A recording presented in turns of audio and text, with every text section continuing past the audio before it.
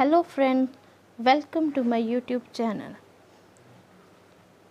Friends, today's topic is about education.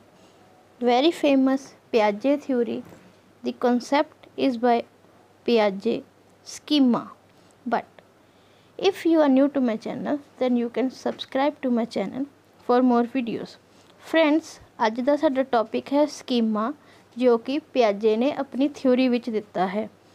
ਜੇਕਰ ਤੁਸੀਂ ਪੰਜਾਬੀ ਦਾ ਭਾਗ ਸੁਣਨਾ ਚਾਹੁੰਦੇ ਹੋ ਤਾਂ ਤੁਸੀਂ ਅੰਗਰੇਜ਼ੀ ਦੇ ਭਾਗ ਨੂੰ ਸਕਿਪ ਕਰ ਸਕਦੇ ਹੋ।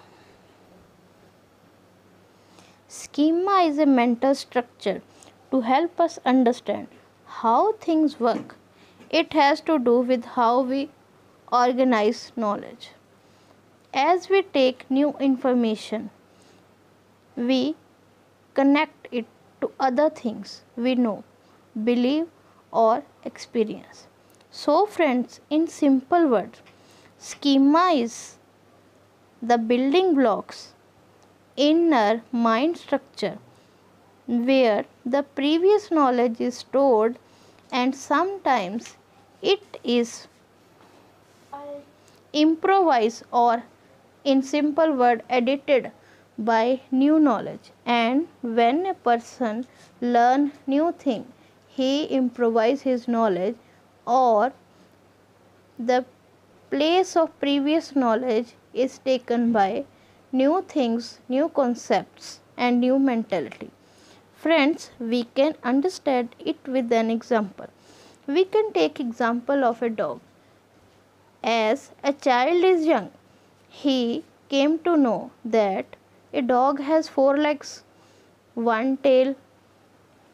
It walk on 4 legs, and some people keep them as pets. For some time, he thinks that each and every animal which has 4 legs is dog. But after some time, when he interact with other animals or cattle, he came to know that there are difference in all of them. As dog barks, but a cat's sound is different. Similarly, a cow sounds differently. And after some time, he came to know that these are different animals. So the previous knowledge stored in his memory that every animal that has 4 legs is dog is improvised by new knowledge that if an animal has 4 legs, that it is not necessary that it will be dog. It can be other animal like cat, cow, or lion also. So friend, this is the explanation of schema. I hope you have understood. ਹੁਣ ਮੈਂ ਪੰਜਾਬੀ ਵਿੱਚ explain ਕਰਾਂਗੀ। ਸਕੀਮਾ ਕੀ ਹੈ? ਬੱਚੇ ਦੀ ਸੋਚ ਦੇ ਮੁੱਢਲੇ building block ਹੁੰਦੇ ਹਨ। ਪਿਆਜੇ ਦੇ ਅਨੁਸਾਰ ਸਕੀਮਾ ਸੰਬੰਧਿਤ ਹੈ ਸਮਝ ਦੇ ਨਾਲ, ਸੋਚ ਦੇ ਨਾਲ, ਵਿਚਾਰਾਂ ਦੇ ਨਾਲ ਤੇ ਕਿਰਿਆਵਾਂ ਦਾ ਸੰਗਠਿਤ ਪੈਟਰਨ ਵੀ ਇਸ ਨੂੰ ਕਿਹਾ ਜਾਂਦਾ ਹੈ। ਆਮ ਭਾਸ਼ਾ ਵਿੱਚ ਅਸੀਂ ਸਮਝਾਂਗੇ ਕਿ ਜੇਕਰ ਸਾਨੂੰ ਕਿਸੇ ਵਿਸ਼ੇ ਬਾਰੇ ਪਹਿਲਾਂ ਤੋਂ ਗਿਆਨ ਹੈ ਤਾਂ ਉਹ ਗਿਆਨ ਸਾਡੇ ਦਿਮਾਗ ਵਿੱਚ ਜਾਂ ਅੰਤਰ ਮਨ ਵਿੱਚ ਸਟੋਰ ਹੁੰਦਾ ਹੈ, ਅਤੇ ਜਦੋਂ ਅਸੀਂ ਕੋਈ ਵੀ ਨਵੀਂ ਚੀਜ਼ ਦੇਖਦੇ ਹਾਂ ਤਾਂ ਉਹ ਗਿਆਨ ਸਾਡੇ ਪੁਰਾਣੇ ਗਿਆਨ ਦੀ ਜਗ੍ਹਾ ਲੈਂਦਾ ਹੈ।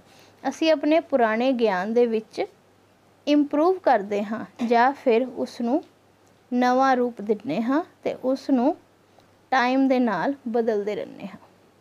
ਇਸ ਨੂੰ ਅਸੀਂ ਇੱਕ ਉਦਾਹਰਨ ਦੇ ਨਾਲ ਸਮਝ ਸਕਦੇ ਹਾਂ।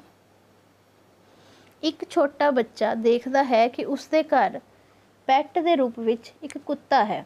ਉਹ ਦੇਖਦਾ ਹੈ ਕਿ ਕੁੱਤੇ ਦੀਆਂ 4 ਲੱਤਾਂ ਹਨ, ਇੱਕ ਪੂੰਛ ਹੈ, ਉਹ ਭੌਂਕਦਾ ਹੈ ਅਤੇ ਬਹੁਤ ਸਾਰੇ ਲੋਕਾਂ ਨੇ ਉਸ ਨੂੰ ਲੱਗਦਾ ਹੈ ਕਿ ਕੁੱਤਿਆਂ ਨੂੰ ਪਾਲਤੂ ਪਸ਼ੂ ਦੇ ਰੂਪ ਵਿੱਚ ਰੱਖਿਆ ਹੋਇਆ ਹੈ ਅਤੇ ਉਸ ਨੂੰ ਲੱਗਦਾ ਹੈ ਕਿ ਹਰੇਕ ਜਾਨਵਰ ਜਿਸ ਦੇ 4 ਲੱਤਾਂ ਹਨ ਉਹ ਕੁੱਤਾ ਹੀ ਹੈ। ਤੇ ਉਸ ਦੀ ਆਵਾਜ਼ ਵੀ ਉਸ ਤਰ੍ਹਾਂ ਦੀ ਹੈ। ਪਰ ਜਦੋਂ ਬੱਚਾ ਥੋੜ੍ਹਾ ਜਿਹਾ ਵੱਡਾ ਹੁੰਦਾ ਹੈ, ਸਮਾਜ ਵਿੱਚ ਵਿਚਰਦਾ ਹੈ, ਆਂਢ ਗੁਆਂਢ ਜਾਂਦਾ ਹੈ, ਜਾਂ ਫਿਰ ਉਸਨੂੰ ਜੇ ਕਿਤੇ ਘੁਮਾਉਣ ਜਾਏ ਪਵੇ ਤਾਂ ਉਹ ਅਵਾਰਾ ਪਸ਼ੂਆਂ ਨੂੰ ਦੇਖਦਾ ਹੈ, ਤਾਂ ਉਸਨੂੰ ਇਸ ਗੱਲ ਦਾ ਪਤਾ ਲੱਗਦਾ ਹੈ ਕਿ ਹਰੇਕ ਜਾਨਵਰ ਜਿਸ ਦੇ 4 ਲੱਤਾਂ ਹਨ ਉਹ ਕੁੱਤਾ ਨਹੀਂ ਹੈ। ਪਹਿਲਾਂ ਤਾਂ ਉਹ ਕੀ ਕਰੇਗਾ, ਹਰੇਕ ਜਾਨਵਰ ਨੂੰ ਉਹ ਦੇਖ ਕੇ ਹੀ ਕਹੇਗਾ ਕਿ ਇਹ ਡੌਗੀ ਹੈ ਜਾਂ ਕੁੱਤਾ ਹੈ। ਪਰ ਉਹ ਦੇਖੇਗਾ ਕਿ ਬਿੱਲੀ ਦੀ ਆਵਾਜ਼ ਹੋਏਗੀ ਮਿਆਉ ਮਿਆਉ, ਗਾਂ ਦੀ ਆਵਾਜ਼ ਅਲੱਗ ਹੋਏਗੀ, ਠੀਕ ਇਸੇ ਤਰ੍ਹਾਂ ਸ਼ੇਰ ਦੀ ਜਾਂ ਫਿਰ ਹੋਰ ਕਿਸੇ ਵੀ ਚੁਪਾਏ ਪਸ਼ੂ ਦੀ ਆਵਾਜ਼ ਅਲੱਗ-ਅਲੱਗ ਹੁੰਦੀ ਹੈ।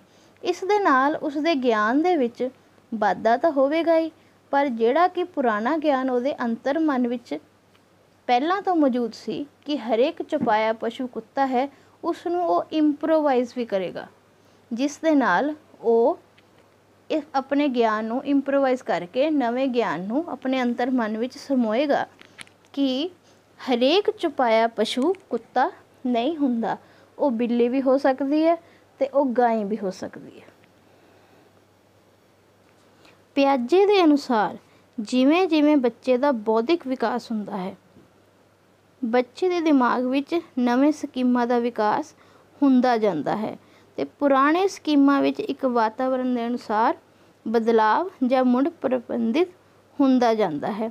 ਜ਼ਰੂਰੀ ਨਹੀਂ ਹੈ ਕਿ ਬਚਪਨ ਵਿੱਚ ਜਿਹੜੀ ਚੀਜ਼ਾਂ ਦੇਖੀਆਂ ਜਾਣ ਜਾਂ ਜਿਹੜਾ ਗਿਆਨ ਸਾਡੇ ਦਿਮਾਗ ਵਿੱਚ ਹੈ, ਉਹ ਸਕੀਮਾਂ ਜੋ ਹੈ ਉਮਰ ਦੇ ਨਾਲ ਨਾਲ ਨਵਾਂ ਰੂਪ ਵੀ ਧਾਰਦਾ ਰਹਿੰਦਾ ਹੈ ਅਤੇ ਇਸ ਦੇ ਨਾਲ ਨਾਲ ਜਦੋਂ ਅਸੀਂ ਹੋਰ ਨਵੀਆਂ ਚੀਜ਼ਾਂ ਸਿੱਖਦੇ ਹਾਂ, ਹੋਰ ਬਿਲਡਿੰਗ ਬਲੋਕ ਸਾਡੇ ਦਿਮਾਗ ਵਿੱਚ ਜਾਂ ਅੰਤਰ ਮਨ ਵਿੱਚ ਬਣਦੇ ਜਾਂਦੇ ਹਨ, ਜਿਨ੍ਹਾਂ ਨੂੰ ਅਸੀਂ ਸਮੇਂ-ਸਮੇਂ 'ਤੇ ਇੰਪਰੋਵਾਈਜ਼ ਕਰਕੇ ਆਪਣੇ ਗਿਆਨ ਵਿੱਚ ਵਾਧਾ ਕਰਦੇ ਹਾਂ।